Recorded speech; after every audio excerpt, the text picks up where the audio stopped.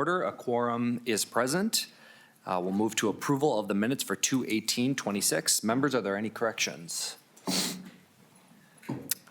Seeing none, the minutes are approved as presented. We'll move to item number 3. In the discussion yesterday, members, in the discussion yesterday, we were talking about the state demographic report. And so this is what was referenced by Senator Dibble yesterday during our discussion. And Senator Rest said that she'd like to provide this to the committee. It should have been emailed to all of us yesterday as well, but she just wanted to make sure it is entered into the committee record. No further action is required, but just wanted to let you all know. We will move to item 4, the Legislative Budget Office's presentation on the Tax Expenditure Review Commission 2025 Annual Report. We have with us Carlos Huereka, lead analyst at TERC, and Vlad Fleurimond, lead economist at TERC as well. Welcome. Please state your name for the record and go ahead with your presentation. Thank you. Chair, members, for the record, my name is Carlos Huereka with the Legislative Budget Office. Chair, members, my name is Vlad Fleurimond, economist with the LBO.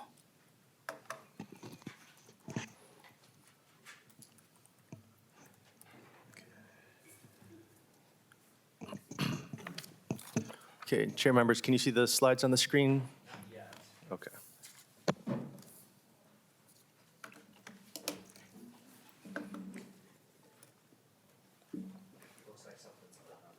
Okay. It's just the screensaver. Okay, 1 second.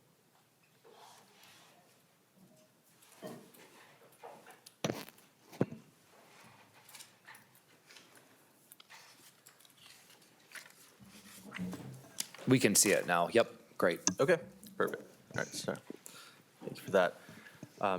So chair members, as I said, my name is Carlos Huereka with the Legislative Budget Office. Today, with my colleague, Mr. Fleurimond, we'll provide an overview of the Tax Expenditure Review Commission's 2025 Annual Report, and we'll also cover 3 evaluations that the Commission did vote to provide a recommendation on to the legislature. And so we'll cover those materials, starting off with the annual report. And so members should have a copy of the annual report and these slides along with that. So as far as the annual report, what we'll cover today is just a basic definition of what a tax expenditure is. We'll briefly go over some background on the commission itself. We'll summarize the contents of the report, of course, and then we'll close with a review of the tax expenditure evaluation landscape. And that's, again, just pertaining to the annual report. Okay. So the statutory definition of a tax expenditure that the commission operates under is found under Minnesota Statutes 270C.11 subdivision 6. And so these policies are sometimes described as spending through the tax code. You may hear these policies described as providing preferential treatment to certain groups or individuals or taxpaying entities. And so essentially, these are policies written into law where the legislature decides to forego what could be potential state revenue under a reference tax base. And so I would refer to members to the 2024 tax expenditure budget published by the Department of Revenue on November 1, 2024, as a good resource on the state's documented 327 tax expenditures, and so those are under the purview of the commission. So just a little bit of background on the commission itself. As I've described, the Tax Expenditure Review Commission is asked to review the tax expenditures, the state's tax expenditures, to determine whether they are performing as intended. And so to do that, the commission is tasked with establishing an objective as well as a full evaluation. And so we'll go into more detail on those 2 items in the next few slides. A bit more background, the commission was created in 2021, and the first meeting was convened in 2022. And every year, the commission must provide a legislative report to summarize its activities to the tax committees of both chambers. And so in terms of those 2 requirements that I mentioned, Per statute, the commission must establish an objective, and generally, this piece is addressed through an initial review, just a brief overview of what the evaluation is. And that may include identifying potential metrics that the commission can measure against. After an initial review is completed, an evaluation is conducted, and so this would be the second of the two main responsibilities, and it entails addressing 9 components that are outlined in statutes. And these relate to issues of effectiveness, efficiency, incidence of the tax, meaning who ends up paying the tax.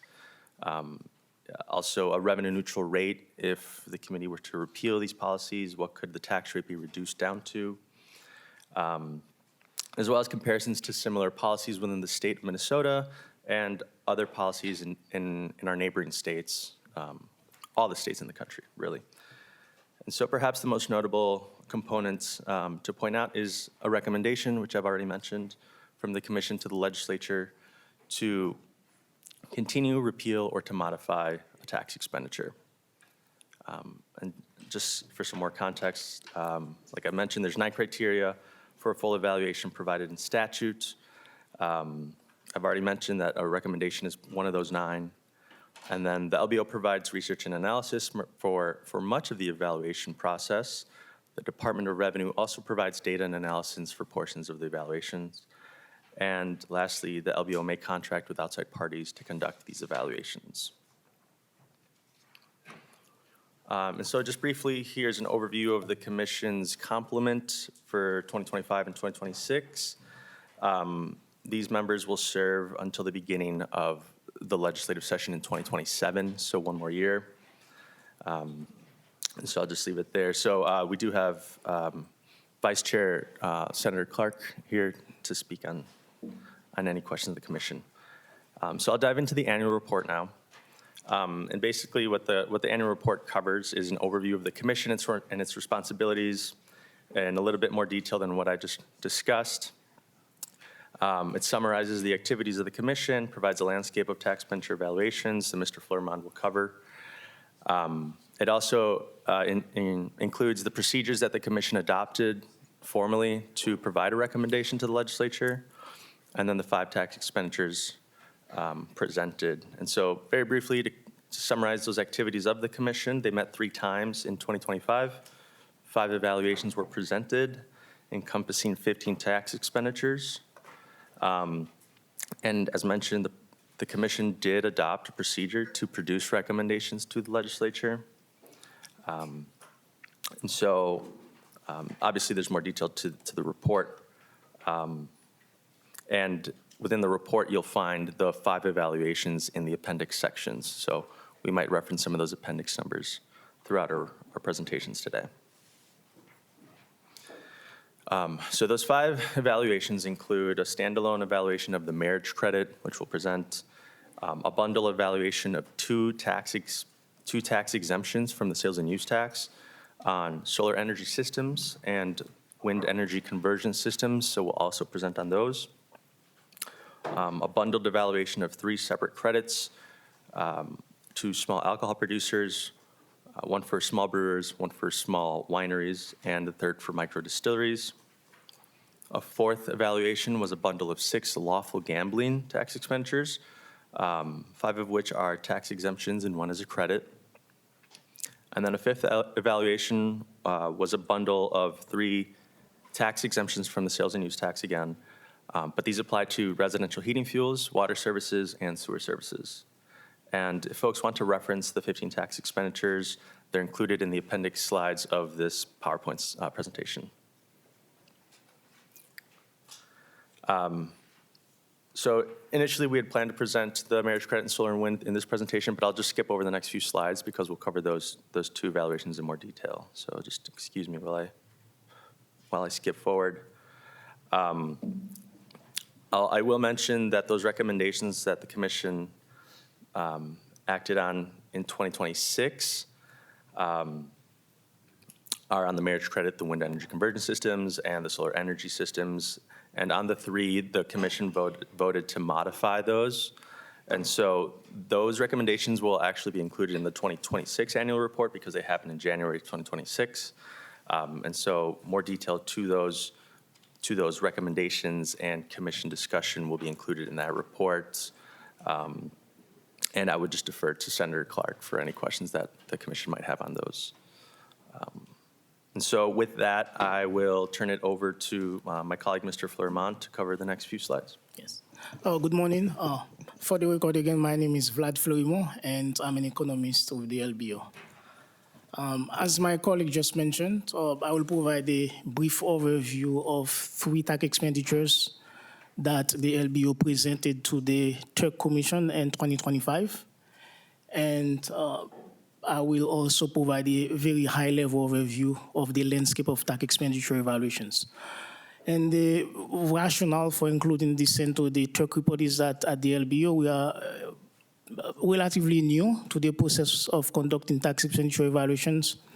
So we wanted to survey what other entities, either at the federal level in the US or at the state level or at the international level. So we wanted to survey what other entities are doing so that we can improve our work on behalf of the TERC Commission. So now the first tax evaluation is an evaluation on small alcohol producers. And so for micro distilleries, breweries, and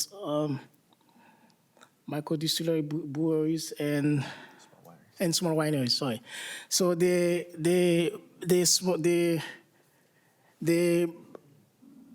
tax expenditure for small breweries was enacted in 1985. The one for small winery was enacted in 2017, and the tax expenditure for micro distillery was enacted in 2014. So collectively, the Minnesota Department of Revenue estimated the foregone revenue for those 2 tax expenditures to be about $2.4 million in fiscal year 2026. So to evaluate the objective of those 3 tax expenditures, and so at the LBO, so we look at data from the U.S. Bureau of Labor Statistics. We look at licensure data from the Minnesota Department of Public Safety. We look at licensure data from other states, and the LBO also surveyed small alcohol producers in Minnesota. And analyzing all of those different data sets, so the LBO concluded that those 3 tax credits likely help small alcohol producers in Minnesota, but the extent to which that they do so remains undetermined. And again, as a reminder, the TERC Commission has not made a recommendation on this evaluation. So next, the LBO also presented a tax evaluation on lawful gambling. So those are 4 exclusions and 1 exemption, and then the last one was the tax credit. So the 4 exclusions and the 1 exemption, they share the same objective statement, which is to simplify compliance with lawful gambling and to reduce administrative burden. And then the credit for certain WIFO tax expenditure has a different objective, which is to direct a higher amount of net RAFO proceeds to fight poverty, homelessness, and disability. So the 5 tax expenditures, the one related to the 4 exclusions and the 1 exemption. So they were enacted between 1984 and 1986 with some modifications and later use. And the credit for certain WIFO was enacted in 2000. So collectively, the Minnesota Department of Public Revenue estimated the amount of foregone revenue for those 3 tax expenditures to be $3.5 million in 2026. So again, so to evaluate the objective of these 6 tax expenditures, so the LBO look at materials from non-partisan research, from legislative research. So the LBO look at the annual report from the Gambling and Control Board. The LBO also look at summary data and income data from the Minnesota Department of Revenue. And also the LBO also conducted an interview with folks from the Gambling and Control Board. And so overall, the LBO concluded that those tax expenditures likely meet their objective. And again, as a reminder, so the commission has not made a recommendation on this evaluation. And then lastly, the LBO presented an evaluation related to heating fuels and utility services exemptions. So those are a set of three tax expenditures that share the same objective statement, which is to lessen the effective tax burden of lower income households. So the tax expenditure for residential heating fuel was enacted in 1978, later expanded in 1984 to include hot water. And then the tax expenditures for residential water services was enacted in 1979. And collectively, the Department of Revenue estimated the amount of foregone revenue of these three tax expenditures to be $344 million. So that's a relatively big number. Again, so $344 million in fiscal year 2026.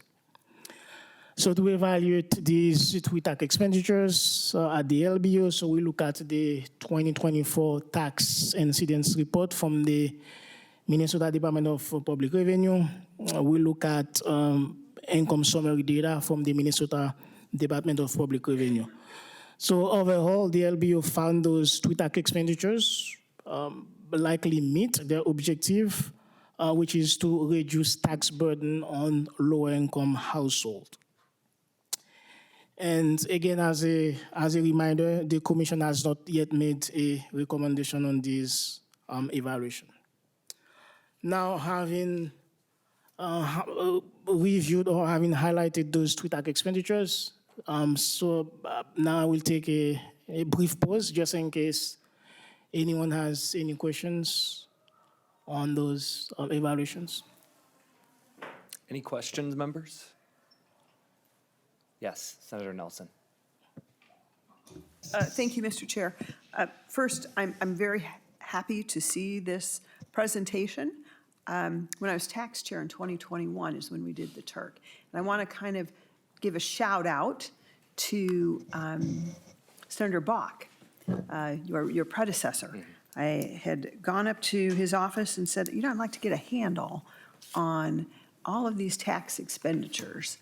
And this is what came forward. And I really just appreciate all of the thoroughness and the thought that's gone into this. And I just hope you can take that back to your colleagues. I think how important this would be. But with that, I do have a question.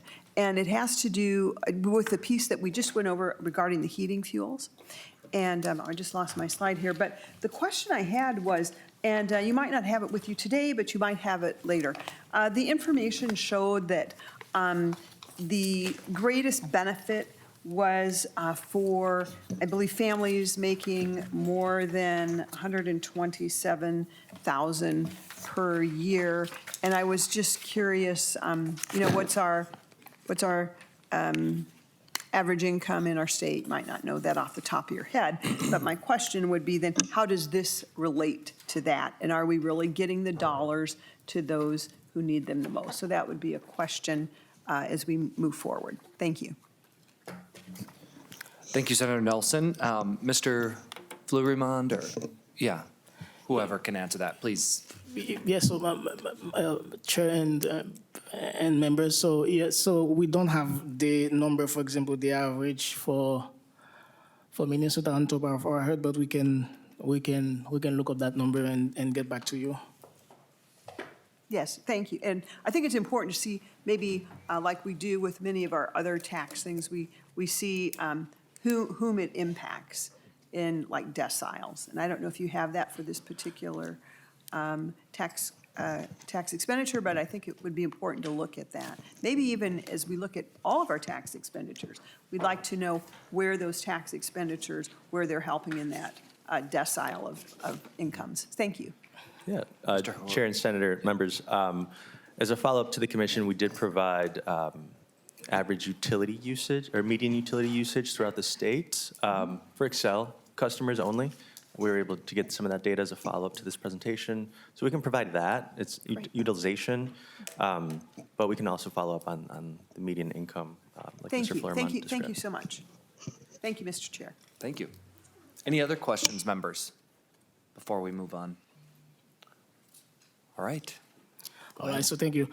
And my last piece is a look at the landscape of tax expenditure evaluations. And again, so the rationale for including these 11 pages into the report is that at the LBO, we are new to the process of conducting tax expenditure evaluations. So we wanted to look at what are the entities, or they at the federal level, or at the state level in the US, or at the international level. So we wanted to see, for example, how other entities are evaluating tax expenditures so that we can leverage best practices, methods, or techniques to improve our work on behalf of the commissions. So with that said, so I will proceed in first step. So first, I will briefly talk about tax expenditure evaluations at the federal level in the US. Second, I will talk about tax expenditure evaluations at the international level. Third, I will talk about tax expenditure evaluations at the state level. And then finally, I will conclude with our own practices at the LBO. So first, with tax expenditures at the federal level. So as all of you know, there are hundreds of federal tax expenditures. So just to name a couple of them. So there are tax expenditures related to child tax credit, housing credit, mortgage interest deduction, retirement accounts, charitable contributions, etc. So one question, for example, that someone might be interested in is, how do we know that those tax expenditures, those federal tax expenditures, so how do we know that they work? So how do they evaluate them? So at the federal level, there is no federal agency or entity that is responsible to conduct tax expenditure evaluations, but the Congressional Research Service periodically publishes a compendium of federal tax expenditures, where they present a balanced assessment of each federal tax expenditure. And that balanced assessment relies on studies from and research from independent economists and researchers.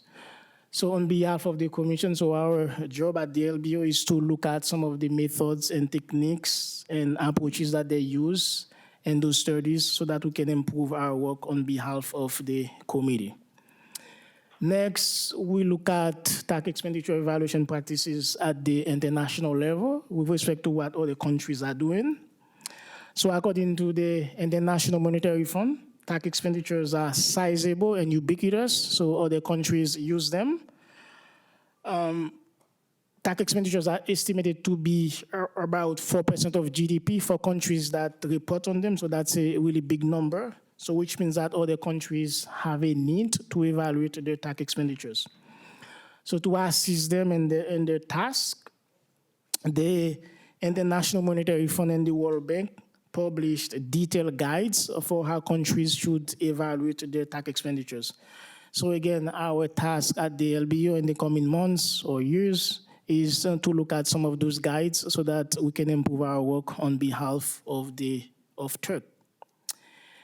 And then third, we look at evaluation practices at other states. So other states use tax expenditures quite extensively in some of them. So at least 26 states have laws on the book mandating tax expenditure evaluations.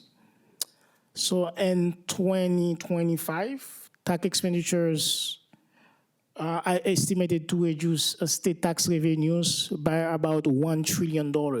So again, so that's a very big amount. So given the magnitude of tax expenditures at the state level, so there is a need to evaluate them. And different states have different institutional arrangements. So in some states, legislative offices are responsible to evaluate tax expenditures. In some other states, the Department of Revenues are responsible to evaluate tax expenditures. So one key trend that we found, for example, in looking at what other states are doing is that they extensively use two tools, MPlan and REMI, and somewhat extensively, the tool called RIMS. So those tools are input and output models that show how $1 is spent, for example, in one sector in the economy spillovers to other sectors in the economy. So typically, the key aspect of those tools that we are interested in would be the number of jobs created by specific tax expenditures and the economic output generated by a specific tax expenditure.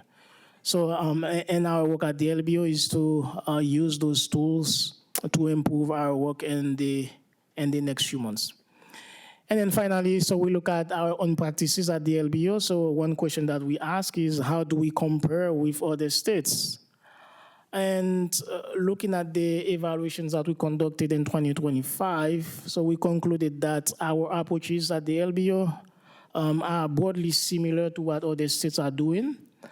And we are, again, as I just mentioned, so we are in the process of using MPLAN and REMI, so two tools that are widely used in the tax expenditure evaluation.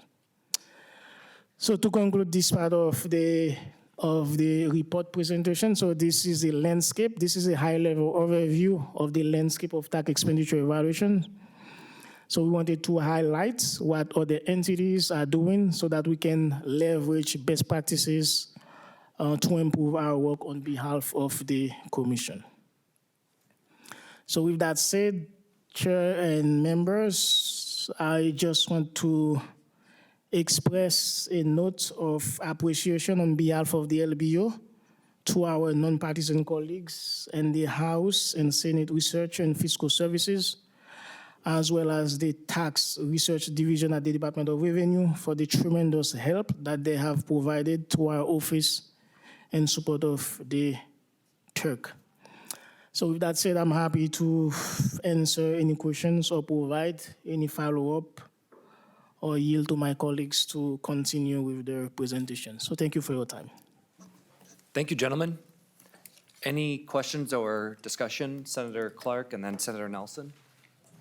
Thank you, Mr. Chair, and thank you to staff. To Senator Nelson's point before about establishing a commission that would put together a robust and effective process, I think I would also add that we're now finding ways to make it more efficient. So the evaluation process that we've put in really through the lead of Co-Chair Abaje and staff is helping us be able to focus our work even more. So the establishment of it warms my programmatic heart, where we think through these things intentionally, and as we're learning more, we will become a bit more efficient, because there's a lot of these that we need to go through. So thank you to the historical folks who put this together and to the improvements that are being put together as well. Thank you, Mr. Chair. Thanks for being here, Senator Clark and Senator Nelson. Thank you, Mr. Chair. One brief question. I was also very interested in the tools, and I noticed that I think we're using 2 of the 4 tools that are being used. And I'm just curious, you don't have to answer today, but are these tools sufficient for us to get the information that can help us make the best decisions in the tax committee? Or do you think we need additional tools as well? You're welcome to answer now or answer later if that's a more in-depth question. So thank you. Yeah, so those tools can be sufficient for certain tax expenditures, but not for all 300 tax expenditures that we are evaluating. So for some others, we need to look at detailed data, but for some tax expenditures, those tools can be sufficient. So especially, for example, if a tax expenditure has the objective of creating jobs, so those tools can really help us in measuring, for example, the impact of a specific tax expenditure. Thank you. Then when you need those additional tools for whatever next rotation comes up, the tax expenditure review, will you have those tools? I mean, are those available to you? You don't need them now, but you will need them in the future. I just want to know if this is something that you will have available, or is it something that the legislature needs to have appropriated? I don't think we appropriated these other tools, but I want to make sure those other tools are going to be there when they're needed. And I just wanted you to kind of talk about your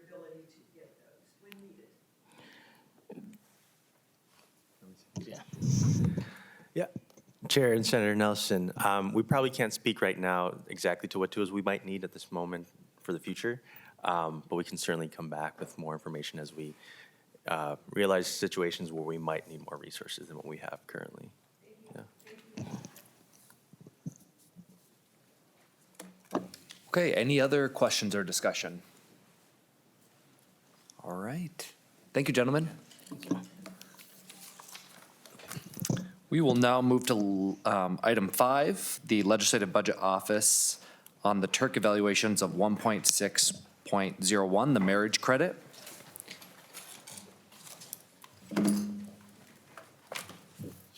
We have with us Alyssa Holterman Rosas, Lead Budget Analyst at LBO, and let's see, it looks like Mr.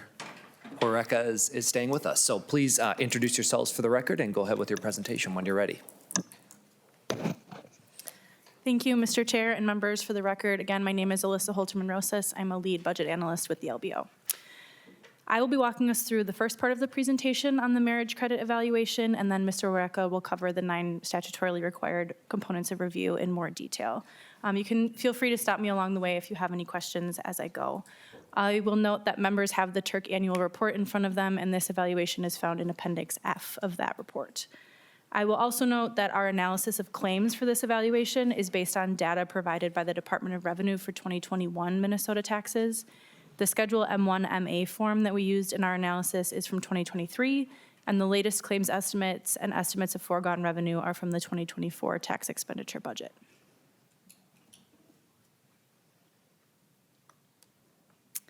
So this is just a quick overview of what our agenda is for the presentation. We'll start with the approved tax expenditure objective for the marriage credit, and then go over some background information on both the credit itself and our evaluation. We'll summarize the evaluation findings and then walk through each of the 9 statutorily required components of review individually. So on this slide, you will see the tax expenditure objective statement that was approved and adopted by the Tax Expenditure Review Commission on March 15th of 2024.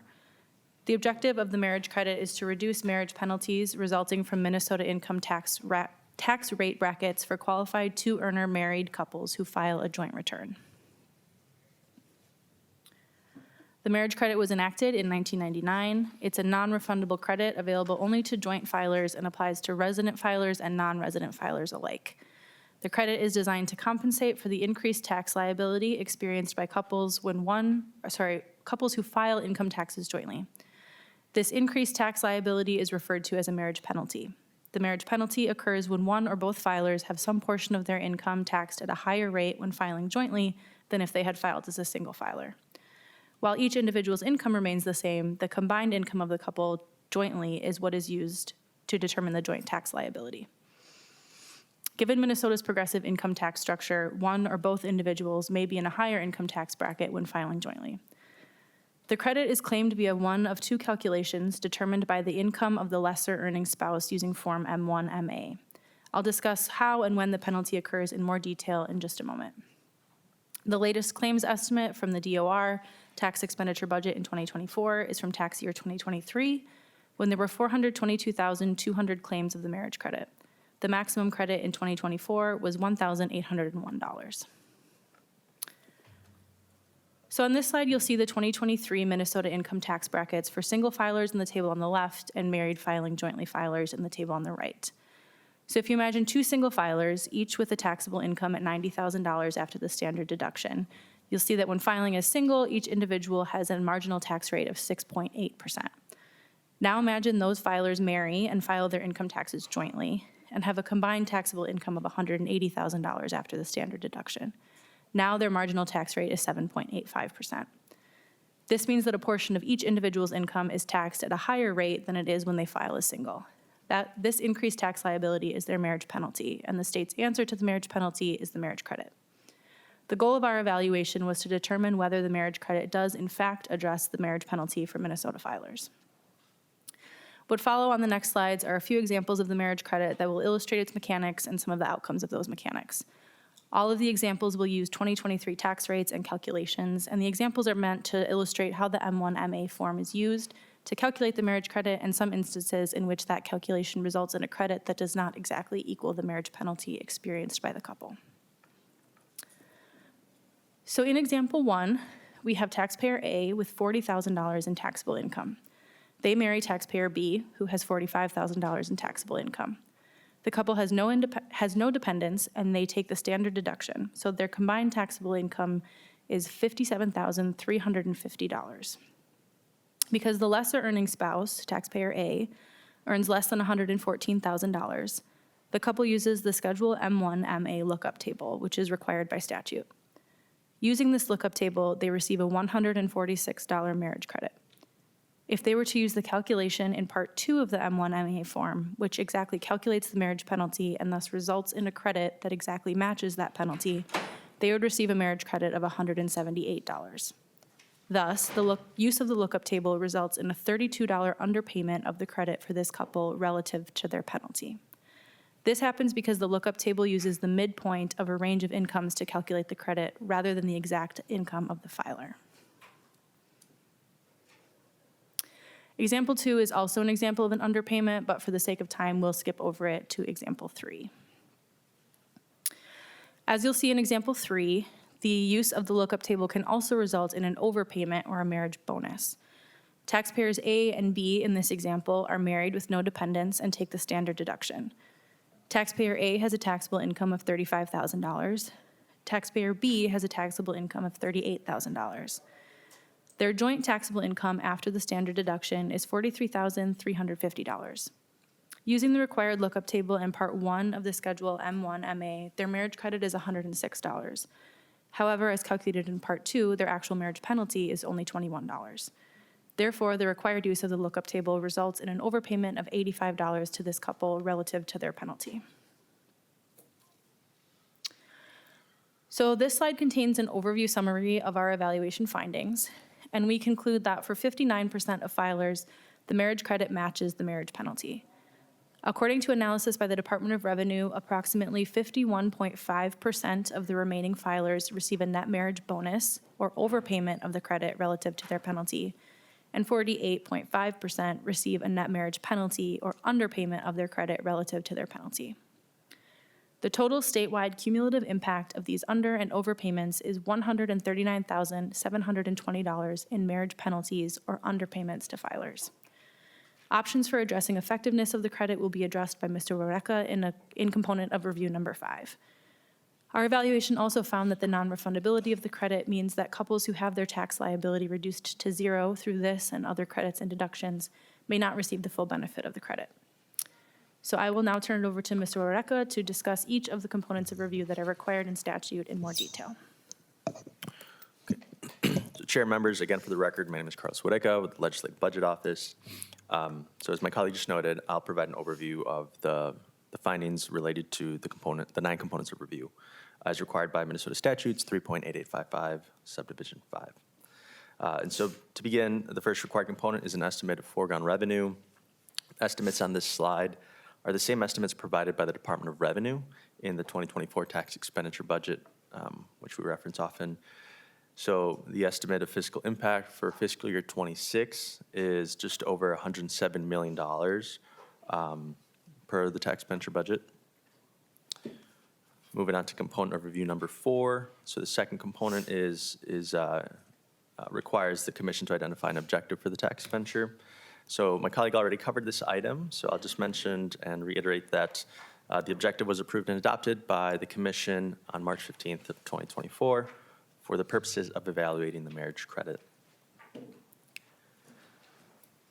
Component number 3 requires an assessment of impact and efficiency. And so the marriage credit is found to be effective at compensating for marriage penalty for married couples whose lesser earning spouse makes at least $114,000. And that's referencing the M1MA form from 2023. For married couples in which the lesser earning spouse makes less than $114,000, the marriage credit is less effective. And so again, those are the folks that have to use the lookup table. So to understand impact and efficiency, we looked at income sample data at an aggregate level. The sample data available to us at the time is from tax year 2021. And based on the sample data, it was estimated that there were 426,974 claims for the marriage credit in 2021. So my colleague described the process of calculating the marriage credit in the 2 sample cases.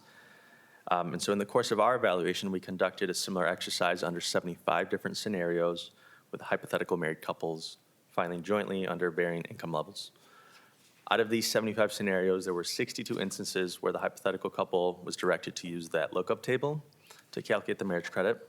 And we found 24 cases where the hypothetical couple received a credit that was either higher or lower than the actual penalty experienced by at least $10. The range of difference in these particular scenarios was an overpayment of $105, as well as an underpayment of nearly $105 of the marriage credit. So just to continue on this component, we conferred on these discrepancies with our contacts at the Department of Revenue's Tax Research Division, and the Tax Research Division explained that these discrepancies are in fact a result of the use of a lookup table, and that it's designed based on this midpoint for the credit at each income range. And so that can lead to overpayments and underpayments. The Tax Research Division provided an estimate of 175,161 cases where credit calculations differ by 50 cents or more in that 2021 sample data. So meaning about 41% of claims are impacted by underpayments or overpayments to some degree. Underpayments are estimated at $636,383, while overpayments are estimated at $496,663. And so the cumulative impact of those overpayments and underpayments is $139,720 in underpayments. And so more detail on these estimates of underpayments and overpayments is referenced within the report itself. Okay, so I'll just move on here to discuss administrative efficiency. So our office determined that the credit is relatively burdensome to claim when submitting paper income tax filings. And so this is based on the number of lines required by the M1MA form to determine eligibility, let alone the possibility of having to cross-reference up to 5 line items on one's federal tax filing form just to determine eligibility. Additionally, there's the fact that there are 2 calculation methods to determine a credit amount, so this can create some confusion. If folks are directed to use that lookup table, the 2 axes on the lookup table are nuanced enough in terms of what they're referencing that it may cause confusion to some. One axis is the joint taxable income. One is the income of an individual, and so. If directed to skip over the lookup table and use part 2 of the M1MA form, there are up to 10 steps to calculate the credits. And once that credit is calculated, a taxpayer must use Schedule M1C to claim non-refundable credits, and then use the total from that form on their M1 form. So there are quite a number of steps for folks that are filing income taxes on paper. So each one kind of introduces more potential for error. So again, I just want to stress that this is not the case for electronic filers. The items I just kind of described are mostly to the roughly 6% of tax filing population that files their taxes on paper. And so a follow-up from the commission on this piece was, how many of these folks that file on paper, how many of their forms or filings are actually software generated that are submitted on paper? And so of the 6%, 80% of returns claiming the marriage credit were software generated, and just under 20% were non-software generated in tax year 2023. Another follow-up from the commission, folks asked, in 1999, when this credit was enacted, how many folks were filing on paper and how many were filing electronically? And so in 1999, 74% of returns were filed on paper, while the remaining 26% were filed electronically, and so that's kind of flipped now as we've described, most file electronically.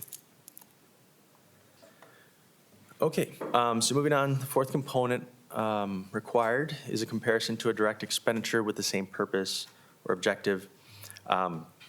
This analysis was not performed, as such a program does not actually exist. So this is not a policy meant to encourage a certain type of behavior or a certain activity. This policy addresses an unintended penalty that results from the graduated tax structure of the state's income tax. And so it's ultimately correcting for a math problem. So then we move on to component of review number 5, which requires that these evaluations, that they identify potential modifications to make these policies more efficient or effective. And so in further discussions with the Department of Revenue's Tax Research Division, 2 potential alternatives were identified. And so one alternative is to repeal the requirement in statute that the Department of Revenue provide a lookup table and require that all filers use the calculation method outlined in Part 2 of Schedule M1MA. The second alternative is to modify that lookup table to allow for finer income ranges that would reduce the variances from the midpoint for different folks. Okay, the 6th component of review requires these evaluations to produce a revenue-neutral tax rate reduction. The Department of Revenue completes these calculations and publishes them in the tax expenditure budget going forward. And so to offset the cost of the marriage penalty, income tax rates for married joint filers could be reduced by 0.045 percentage points. In the case of this tax expenditure, it's worth noting that reducing the tax rate would not necessarily eliminate the occurrence of increased tax liabilities that result from filing taxes jointly. Again, this is a function of our graduated tax structure, so not a particular good or service that's kind of being exempt from tax. So I'll just mention that. Oh, I'm sorry, skipped forward quite a bit. Okay. The 7th component of review requires an analysis of the incidence of the tax expenditure and its impact on the state's tax system. So again, kind of who ends up paying this tax. And so to that end, the 2024 tax expenditure budget does provide the incidence of the tax expenditure by population deciles. Population deciles rank household income into 10 equal segments, each segment containing the same number of households. And so the first segment includes households with the lowest household income, and the 10th segment includes those households with the highest household income. And so the occurrence of the marriage credit is tabulated for each decile to illustrate the distribution of the credit. And so what was found is that 94% of the credit goes to households in the top 3 earning population deciles. And so just to put this another way, is that these households are more likely impacted by the marriage penalty, and so they're more likely impacted by that graduated tax structure. Additionally, DOR provides a suits index, which is a measure of the policy's progressivity or regressivity. And the suits index was calculated at 0.088, which indicates that as you go up the income spectrum, the proportion of the benefit received by individuals reduces as a proportion to total income. Okay. The 8th component of review is an analysis of cumulative impacts of federal and state policies aimed to address a similar activity. At the federal level, most tax brackets double for joint filers, which does address the issue of a marriage penalty, but it also increases the likelihood of a marriage bonus. And then cumulatively, Minnesotans benefit from the marriage bonuses at the federal level. However, the same Minnesotans that experience a marriage penalty are not necessarily the same Minnesotans that receive a marriage bonus at the federal level. So this is the case for about 191,200 returns. And then lastly, a 9th component of review is required, which is the recommendation to continue, repeal, or modify the policy. And as I mentioned earlier, the commission voted to recommend a modification. And so details of those recommendations and commission discussion will be formally documented and presented in the 2026 annual report. So, Chair and members, that's what we have for the marriage credit today. I'm happy to take any questions on that presentation. Thank you so much. Members, questions on the marriage credit presentation? Okay. That was really helpful. I really appreciate it. We will go now to item 6, the Legislative Budget Office on TERC evaluation of 4.1.26 wind energy conservation systems and 4.1.27 solar energy systems. Mr. Hureka is still with us, lead analyst at TERC, and Mr. Thomas Rainey, program evaluator at TERC, has joined us. If you could both introduce yourselves for the record, and when you're ready, go ahead with your presentation. Yeah, Chair and members, for the record, my name is Thomas Rainey, and I'm a program evaluator with the Legislative Budget Office. Chair members, again, my name is Carl Swedeka. I'm just running slides on this one. So thank you. So again, for the record, my name is Thomas Rainey. I'll be presenting an overview of the solar energy and wind energy conversion system sales tax exemption. This evaluation was initially presented to the Tax Expenditure Review Commission on November 5th of 2025, and the full evaluation can be found in Appendix G in your copy of the annual report. And to clarify, these are two separate tax expenditures, but we bundled them into one evaluation for efficiencies in the research and evaluation process. I will begin with a presentation of the objectives of each tax expenditure. I'll then provide some brief background information and highlight a couple of key findings. And lastly, I'll walk through each of the 9 components of review as outlined in Minnesota Statute 3.8855, Subdivision 5. So to begin, the objective of the solar energy systems general sales and use tax exemption is to incentivize and promote the implementation and utilization of solar energy systems in the state of Minnesota to achieve a greater percentage of renewable energy contributions to the state's electricity fuel generation mix. Similarly, the objective of the wind energy conversion systems general sales and use tax exemption is to incentivize and promote the implementation and utilization of wind energy systems in Minnesota. The exemption is meant to achieve a greater percentage of renewable energy contributions to the state's electricity fuel generation mix. Both objectives were approved and adopted by the Tax Expenditure Review Commission on March 15th of 2024. Solar energy systems are exempt from the sales and use tax. The exemption was enacted in 2005, and the estimate of foregone revenue to the state general fund is $10 million for fiscal year 2026. A solar energy system is a set of devices whose primary purpose is to collect solar energy, convert it, and store it for useful purposes, including heating and cooling buildings or other energy-using processes, or to produce generated power by means of collecting, transferring, or converting solar-generated energy. A common example of these devices is a solar panel you might see on a neighbor's rooftop or in their backyard. But there are other types of eligible technologies. For example, a concentrated solar thermal system, which uses mirrors to concentrate and collect sunlight to produce heat, which can then be harnessed to produce other forms of usable energy like electricity.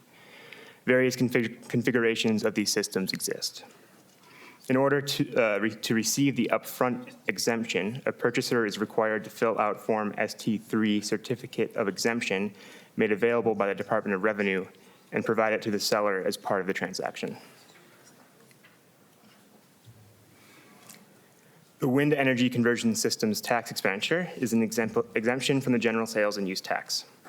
This exemption was enacted in 1992, and the estimate of foregone revenue to the state general fund is $12 million for fiscal year 2026. The exemption applies to a complete system as well as to the material used to manufacture, install, construct, repair, or replace them if the systems are used as an electric power source. Wind energy conversion systems include any device which converts wind energy from a usable to a usable form of energy, such as a wind charger, windmill, or wind turbine.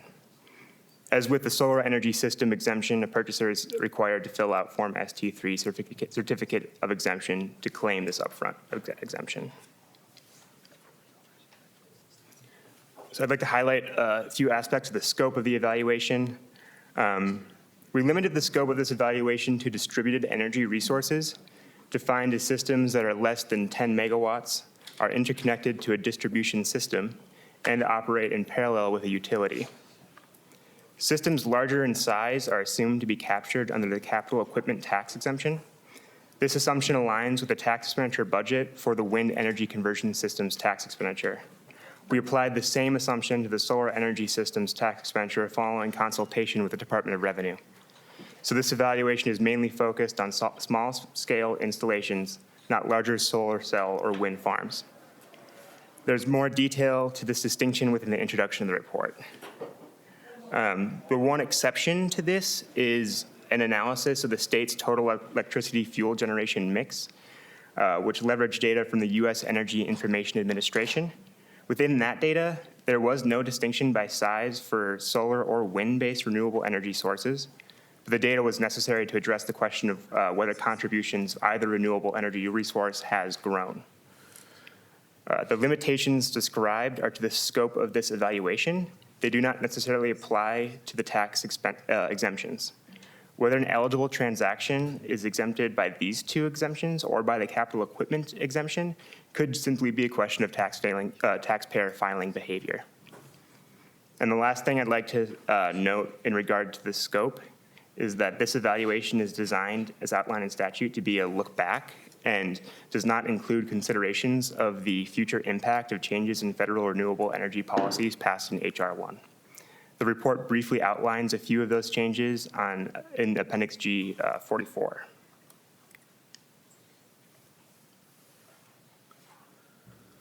So the overall proportion of renewable energy contributions to the state's electricity fuel generation mix has increased substantially since 1990. However, we are unable to state the degree to which these policies influence uptake in renewable energy, as multiple state, federal, and private programs have incentivized the utilization of solar and wind energy systems. We assume that these policies overlap to encourage the uptake of renewable energy. I'll outline these findings in greater detail on the next slides. So this graph depicts Minnesota electricity's fuel generation mix from 1990 to 2020. Over the data range, wind energy experienced sizable growth, rising from 0% contribution in 1990 to 21% in 2020, reflecting a growing importance in the energy mix. Solar energy, also non-existent in early years, increased to about 3% share in 2020, and non-wind or solar renewables saw a slight decline from 3% to 2% over the data range. It's also important to note a change in fossil fuel sources. In 1990, coal was Minnesota's primary energy source, and it contributed just over 65% of total generation. This share has steadily declined to just under 25% in 2020. Natural gas rose from 1% in 1990 to almost 21% in 2020. So overall, these shifts highlight a transition towards renewable energy sources, specifically illustrated by the proportion of energy generated via wind and, to a lesser degree, solar systems. For context, the proportion of renewable energy generation by fuel source is slightly higher in Minnesota than the entire United States.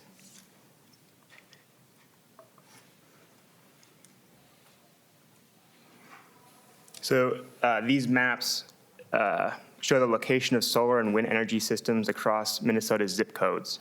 The map on the left shows solar energy system installations, and the map on the right show wind energy conversion system installations. On the solar energy installations map, the most concentrated zip code will have just under 550 installations, and for wind, the most concentrated zip code would have about 14 installations. For a better view of these maps, I would refer folks to the report, specifically pages in Appendix G21 and G23 respectively. The solar sites tend to be more common near areas with a higher population, where the wind sites tend to locate in areas with higher wind speeds and viable site locations. With respect to the wind energy systems, the site location in viable wind locations is consistent with previous research. So these two graphs are intended to give you an idea of the uptake in installations of distributed wind and solar energy systems. The graph on the left illustrates the annual added capacity of solar energy systems from 2010 to 2023 by customer type. That is in relation to the utility provider that report interconnected distributed energy resources to MPUC. Solar installations were minimal until 2016. The primary drive of the sharp uptake in installations are community solar gardens, which account for the majority of added capacity in 2016 through 2020. The graph on the right illustrates the annual added capacity of wind energy systems from 1997 to 2023. There's significant variation in the frequency at which wind energy systems are installed, and most customers fall within the commercial category, though there's a higher uptake of residential wind systems between 2005 and 2015. It's important to note here that capacity does not equate to actual output. Many systems do not operate at their full capacity. And the differences in between solar and wind in the amount of added capacity each year is likely due to the fact that there are much fewer installations of wind systems than solar, included in the data set. This is likely due to the fact that solar is a more affordable and overall more accessible distributed energy system, thus making it a more popular choice among residential customers. So for the remainder of the presentation, I'll provide an overview of our evaluation's findings with respect to the 9 components of review as required under Minnesota statute section 3.8855 subdivision 5. The first component of review is annual revenue lost or foregone revenue. Again, the estimated foregone revenue for the solar energy system is $10 million for fiscal year 2026, and the estimated foregone revenue for the wind energy conversion systems is $12 million for fiscal year 2026. The estimates of fiscal impact are taken from the 2024 tax expenditure budget published by the Department of Revenue Tax Research. And again, both objectives were approved and adopted by the Tax Expenditure Review Commission on March 15th of 2024 for the purposes of evaluating the solar energy systems and wind energy conversion systems sales tax exemptions. Both objectives pertain to incentivizing and promoting the implementation and utilization of both energy systems to achieve a greater percentage of renewable energy contributions to the state's electricity generation mix. The third component of review is measuring the impact and efficiency in accomplishing the objectives. This evaluation determines that both tax expenditures objectives have been met. That is to say, the implementation and utilization of these systems has increased, and both types of systems make up a greater proportion of the state's electricity generation mix. This is likely due to the broader policy initiative, including other state and federal incentives along with these exemptions, but we cannot isolate the direct impact of these tax expenditures as standalone policies. Estimating the measurable impacts and efficiency of the 2 tax expenditures in accomplishing their respective objectives is complicated for several reasons. First, due to the complexity of the renewable energy policy area, it is difficult to empirically assess the measurable impacts of one specific piece of renewable energy policy. For example, multiple state, federal, and private programs incentivize the utilization of wind and energy systems, making it difficult to parse out the impact of a specific policy. Thus, we assume that these policies overlap to encourage the uptake of renewable energy. And second, there are significant data limitations that inhibit the ability of the LBO to conduct a comparative analysis at the level required to estimate the measurable impacts of a single tax of either one of these single tax expenditures. Additionally, the levelized cost of renewable energy has decreased independent of government subsidies.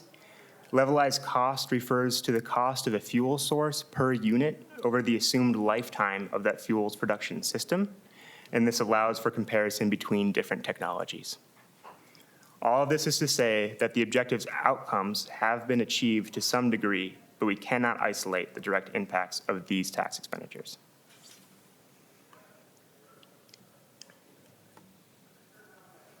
Component of review number 4 is a comparison to a direct expenditure with the same objective. An alternative to an upfront sales tax exemption would be a direct payment incentive like a grant or a loan. And there are key differences between each policy design that are worth noting. It can be argued that a tax exemption has the potential to reach a larger population based on the assumption that it is less administratively burdensome to obtain and is not capped at a certain dollar amount. However, the benefit per entity is likely to be smaller in comparison to a grant or a loan program. The advantage of a direct payment incentive is that it is likely to address financial barriers for targeted populations who would otherwise not be in a position to participate in a particular activity. An underlying assumption here is that the benefit per entity is much larger than the benefit of a sales tax exemption. Additionally, There is the potential for the participant pool to be smaller based on either eligibility criteria necessary to target a specific group or financial resource limitations associated with direct expenditure programs. Potential modifications to increase efficiency or effectiveness. We did not identify any potential modifications to increase efficiency or effectiveness, as sales tax exemptions are an inherently administratively efficient type of tax expenditure. Revenue neutral rate reduction.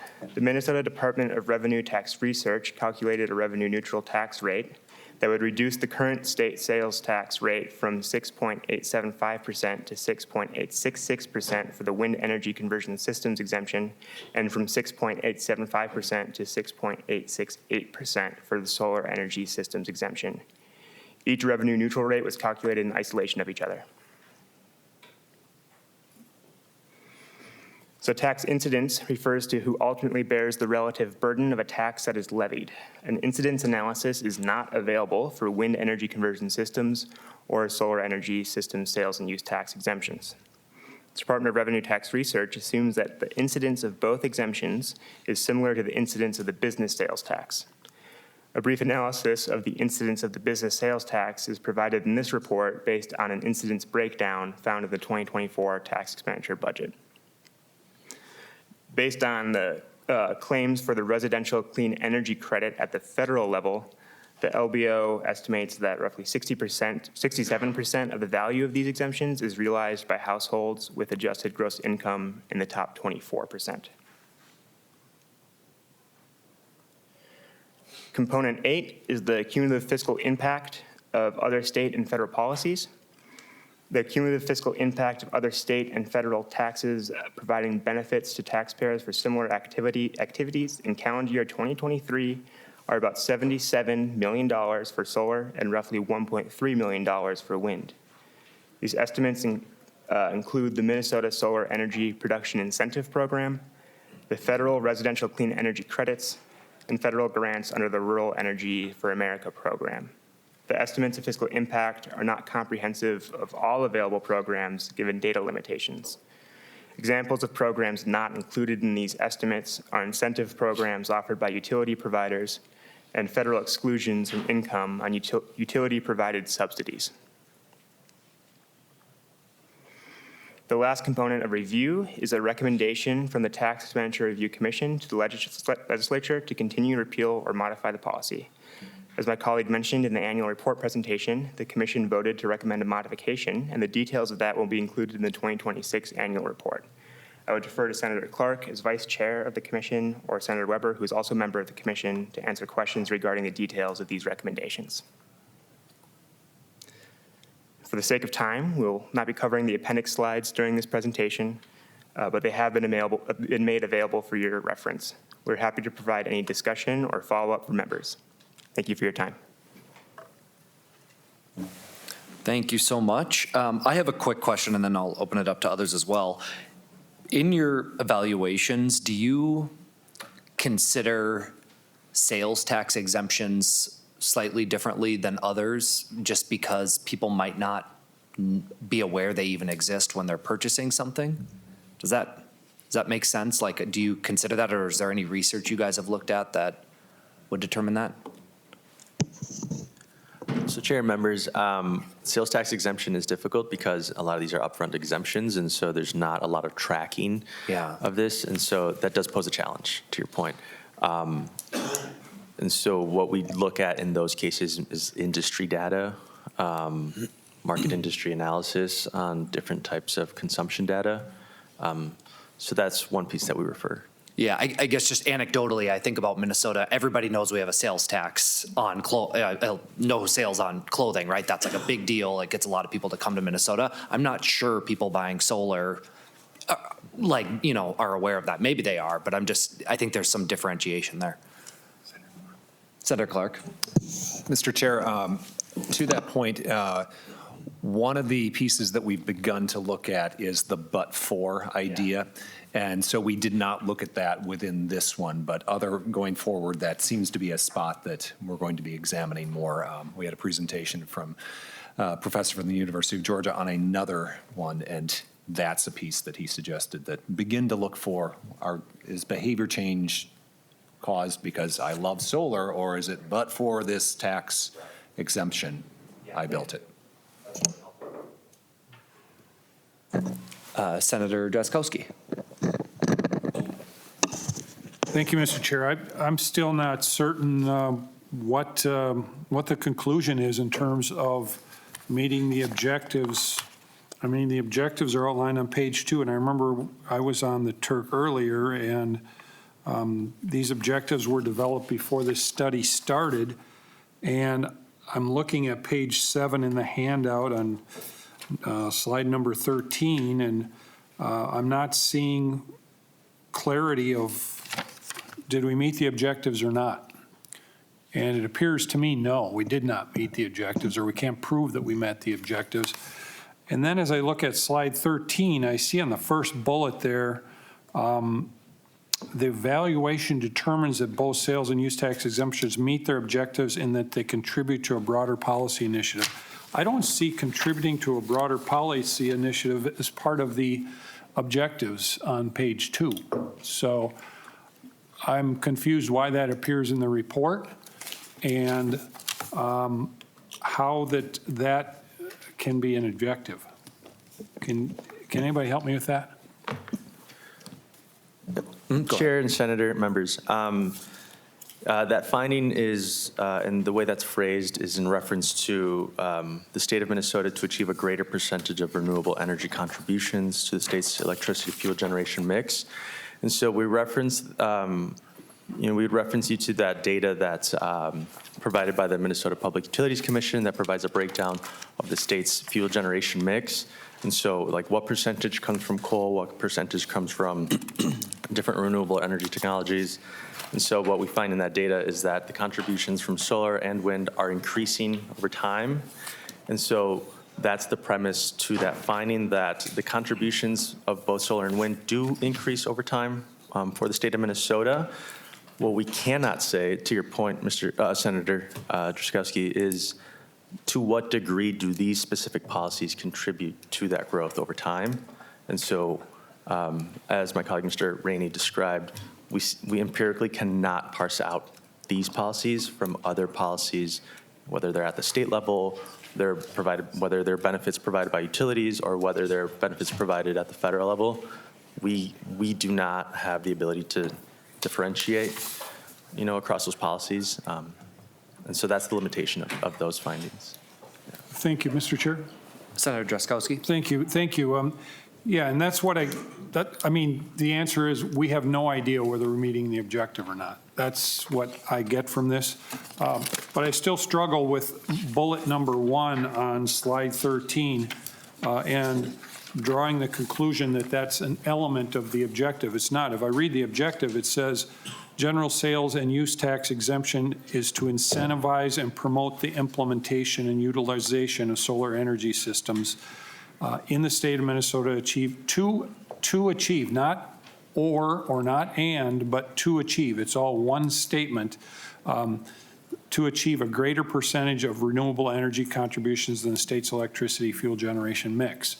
So it's not an and or an or. So I don't think, as I'm looking at this, and you're measuring back against the objective, it's one objective, and it's not a variety of them, as seems to be reflected.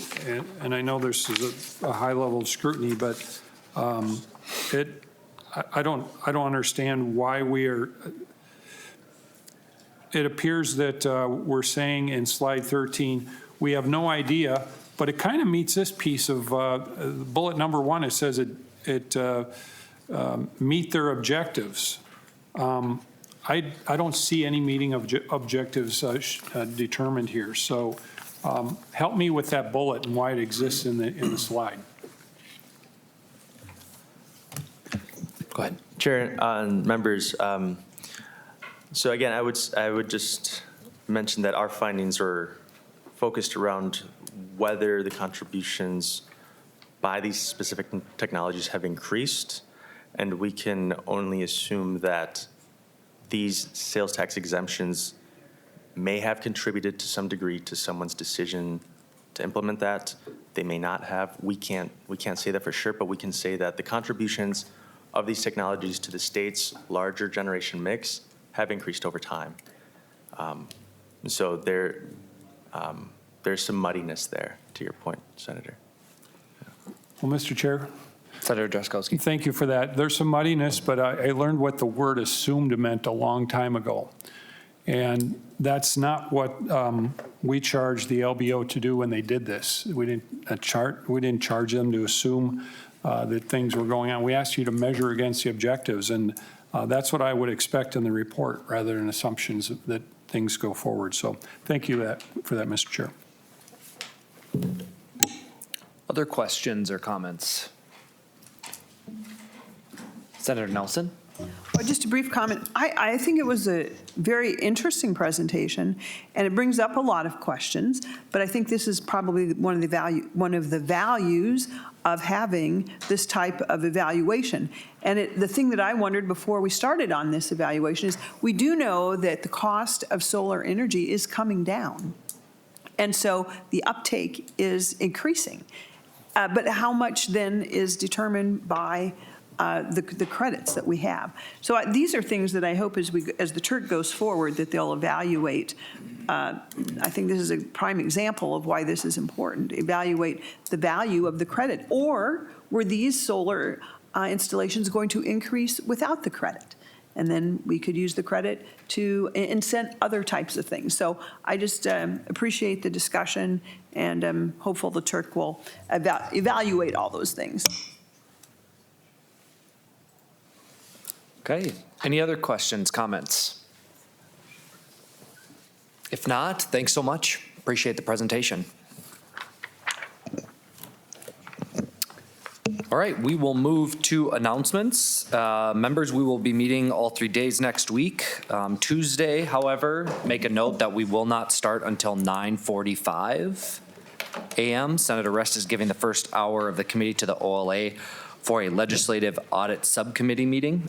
Taxes committee will then hear the annual auditor TIF report and hear SF 3608, Senator Rest's bill relating to unused TIF increment.